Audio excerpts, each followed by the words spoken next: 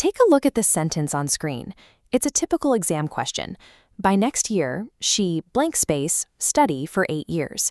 When you face a question like this, the temptation is to plug different verbs in until one sounds right to your ear. But relying on your ear is a gamble. By the end of this lesson, you will replace that guesswork with a 3-step tense decoding system to solve this exact question with absolute certainty. Grab a pen and a piece of paper. Draw a blank grid with 3 rows and 4 columns. Every tense follows a predictable sequence of events. Once you see the structure, you can engineer the correct answer every single time. This time-lapse shows a shadow stretching across a stone surface as the sun arcs quickly across the sky. Tense is simply a measurement of this experience, how time flows, and how our actions happen within that flow. Look at this diagram. On your paper grid, label the y-axis as the time frame. This identifies when the action happens, past, present, or future. Now we label the x-axis as the aspect. This measures the completion status. Is the action simple, continuous, or perfect? Watch how these 2 phrases drop into the grid. I ate slots directly into the past simple intersection because it's a completed action. But I had eaten moves to the past perfect slot because it's an action completed before another past event. They occupy different, predictable spaces. Every one of the 12 English tenses fits into this layout. You generate them by combining a time frame with an aspect. When you visualize tenses spatially on a map like this, you remove the burden of memorization. To fill in those grid spaces accurately, stop staring at the verb itself. Instead, scan the wider sentence for specific indicators of time and duration.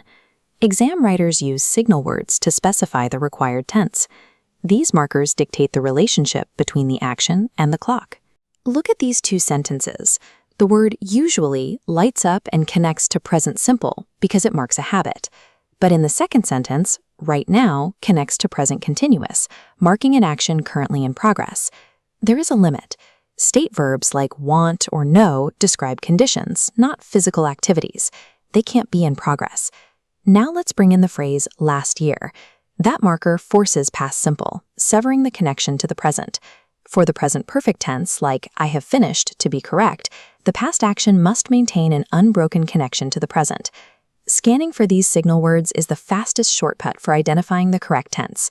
When building perfect continuous tenses, most students struggle with one specific choice, deciding between for and since. This graphic shows a simple phonetic trick to tell them apart. On the left, for sounds like the number 4, representing a duration of time. On the right side of the graphic, since sounds like start, pointing to a fixed starting point. Write for equals 4, since equals start at the bottom of your paper grid so you have it ready during your exam.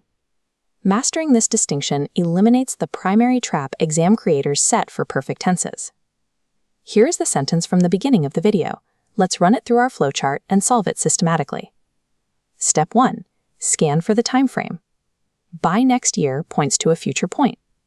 Step 2. Determine the completion status. Applying our memory trick, for 8 years indicates an amount of time leading up to a point, which requires the perfect continuous aspect. Step 3. Cross-reference those 2 findings. The paths merge and lead us directly to the future perfect continuous on our map.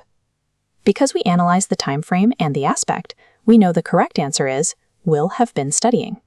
By isolating the evidence step by step, you replace the anxiety of guessing with the certainty of a calculated result.